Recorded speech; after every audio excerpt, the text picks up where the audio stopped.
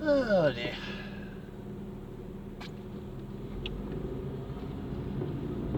Another year is about to end, and soon a new one will begin.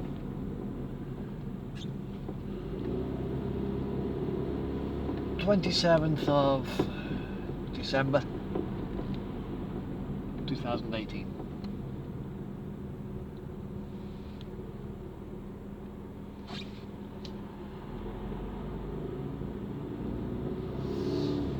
Just on my way back home now. Having done a quick favour for somebody. That's sense up there. Drop some parts off.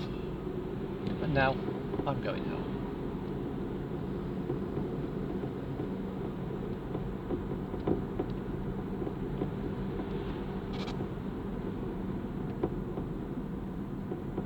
Stay there. Some of the little crossings.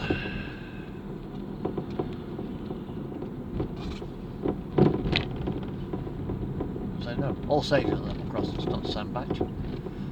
What I'm thinking about for is Sandbatch Road, not Sandbatch.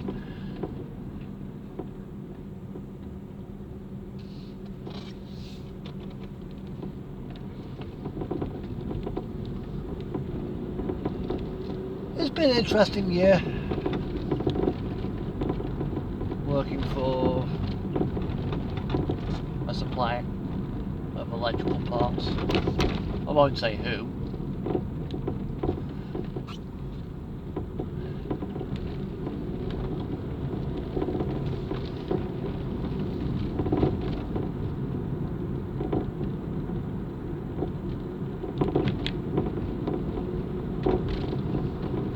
But it's a nationwide one.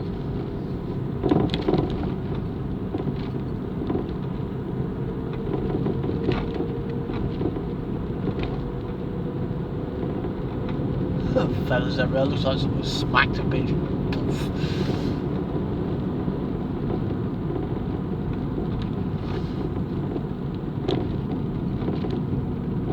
Anybody ever hit a pigeon in the car? Feathers just explode everywhere. Bang! It's like a feathered hand grenade.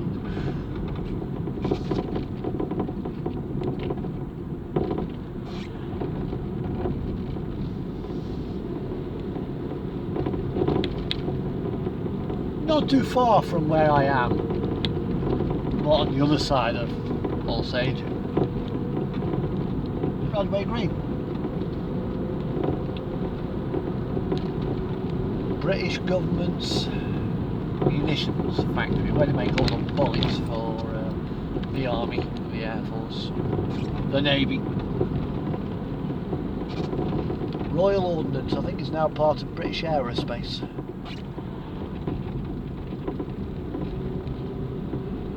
During the Second World War, probably the Cold War as well, but certainly during the Second World War, this was a strategic area. After all, when the Germans were flying over in 1939 and 1945, trying to stop us upsetting their little crusade across Germany, didn't work out very well for the Germans. Places like munitions factories were big targets. Radway Green was one of them. Roll on to the 1950s and 1960s. Germany is no longer our enemy, but is now two countries, East Germany and West Germany. West Germany folded into, obviously, the sphere of the North Atlantic Treaty Organisation, NATO, and East Germany under the auspices and the oversight, overwatch, shall I say, of Joseph Stalin and the Soviet Union. Very much an inward-looking country. Moscow was its master. Although the Cold War stayed cold, actually I think relationships between the United States and Russia are very much frigid, I think. Certainly very frosty.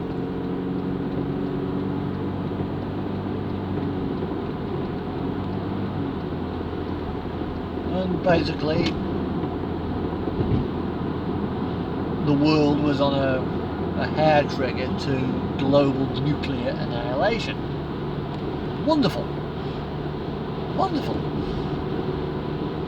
We had Russian ballistic missile submarines out in the Atlantic, out in the Baltic, all with missiles targeted on strategic places in the West. London, Manchester, Birmingham, Sheffield, Bonn, Hanover, Paris,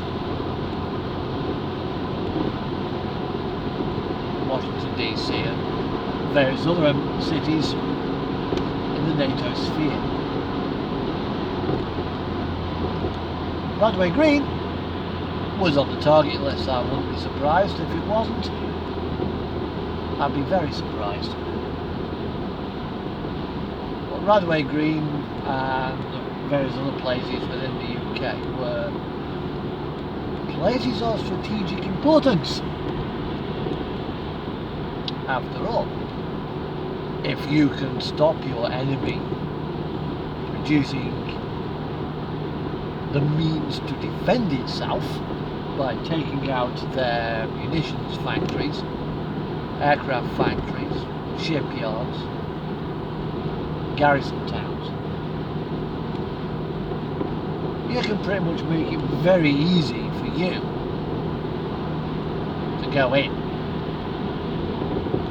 and put your flag there, which in the case of the Cold War would have been Russia. I claim this little island for Joseph Stalin. However, it didn't quite work out that way, quite thankfully. The Cold War was just that, frosty. Nobody turned on the burners.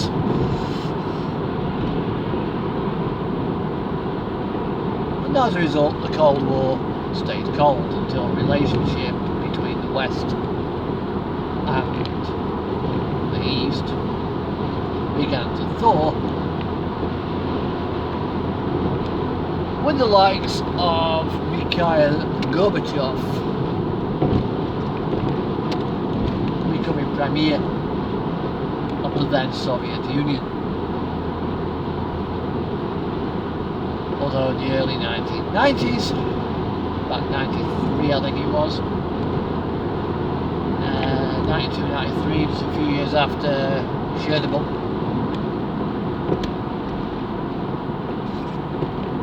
the Soviet Union finally, officially, came to an end.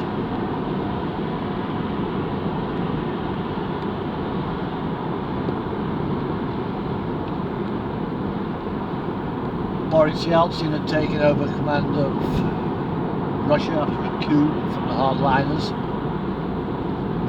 Wanted to Russia to remain a communist state. That didn't work out too well.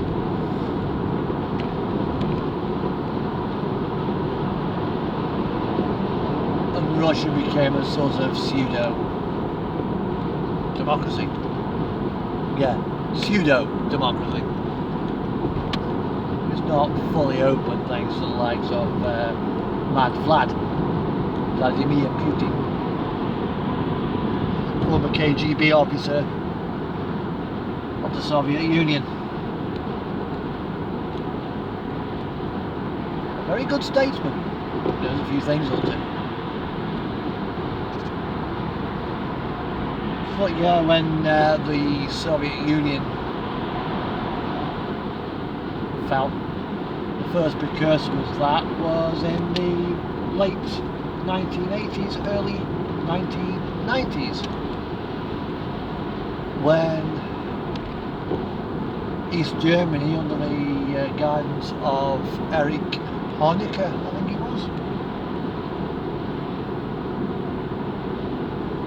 started to look towards the west, and that tide of people power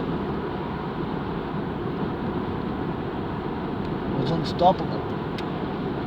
Things were very tense. I think it was on a November night, I think it was, when people gathered around the checkpoints between east and west and started to climb over the wall. 10 years before that, if you tried to do that, these Germans authorities would have quite simply shot you with no questions asked. Your family will probably disappear also. And that's how it was.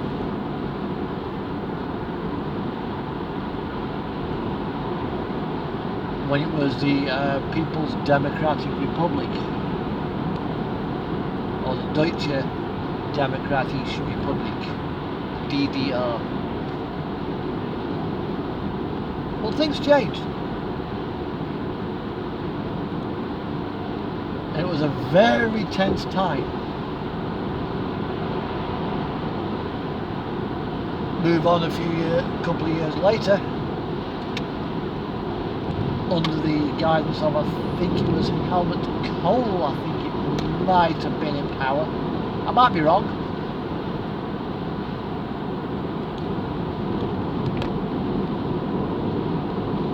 Under his guidance, Berlin became not just East Berlin and West Berlin, but it became Berlin once again. East and West Germany have become one. Great. And it was a positive thing to happen to Germany.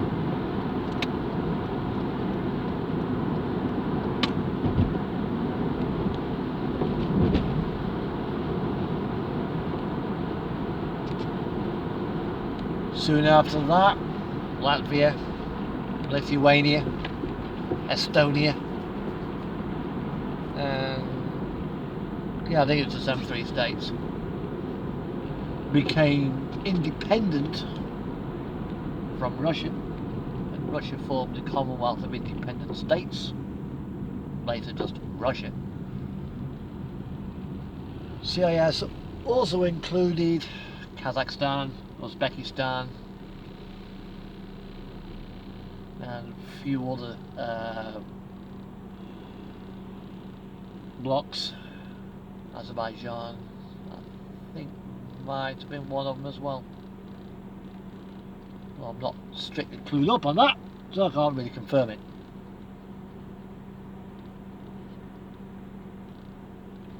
They gained their independence from Moscow, and Russia seemed to be looking up. And probably if the likes of Yeltsin had stayed in power, Russia probably would be very different.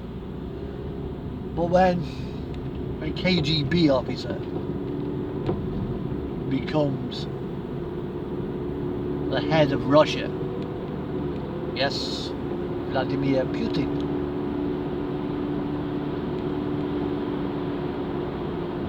he was brought up old school. He was educated old school in the Soviet Union, and he aspires to the greatness, as he sees it, the Soviet Union. which is why Russia is how it is today. Still a beautiful country. Wouldn't go there.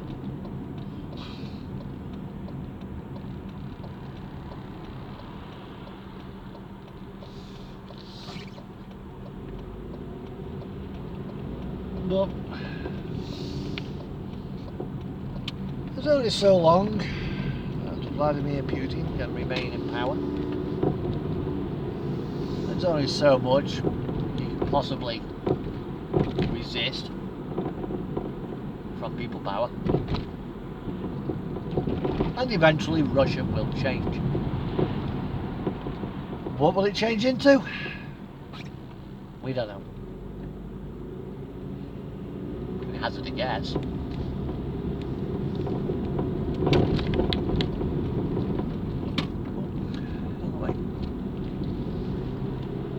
Also over on the United States,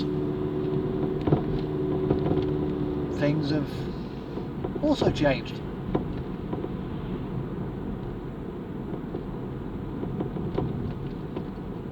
But that's for another day. Maybe things will be a little bit better when they change their leader again.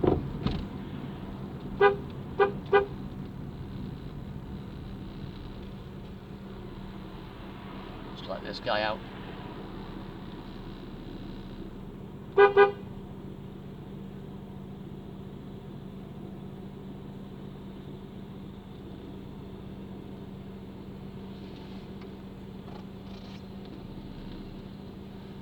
That is a mighty fine piece of kit.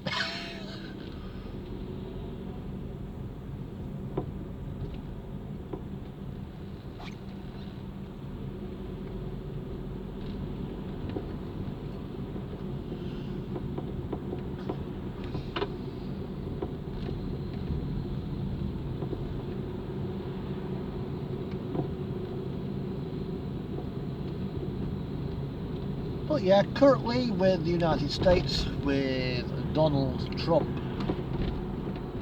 in power,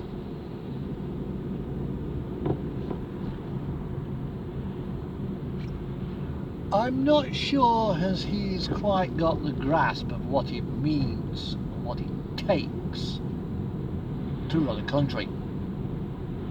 Yeah, he can probably run a business. Running a business is not like running a country. Things work a little bit different.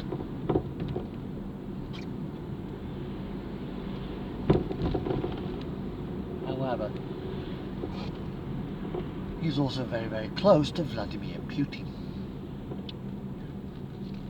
it seems.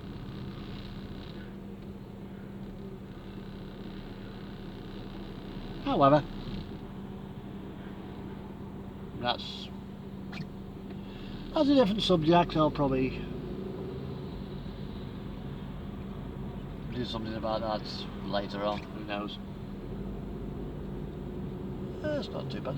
20 minutes from here to all sages to me. As I follow this Scania over.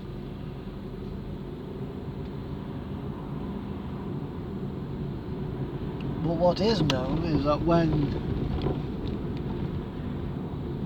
Novichok was used on the UK to deal with a dissident,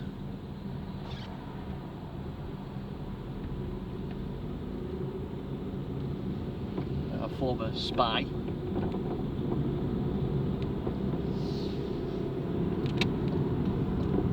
Russia denied all knowledge. Well, of course you would. Using chemical warfare isn't exactly polite. So they're not going to admit it because it could be seen as an act of aggression. So they are going to deny it.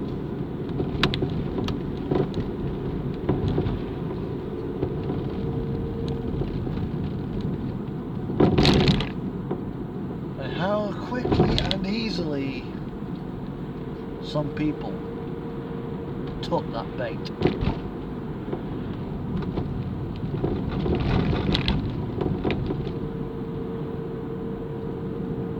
does make me wonder about the capability of certain statesmen. But, you know, never mind.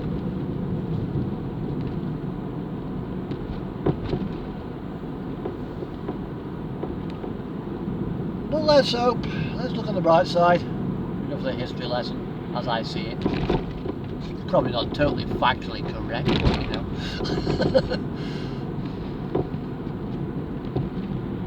Their opinions are not meant to be anyway seen as fact, nor are they meant to be fake news. That's just life as I see it. So this is it.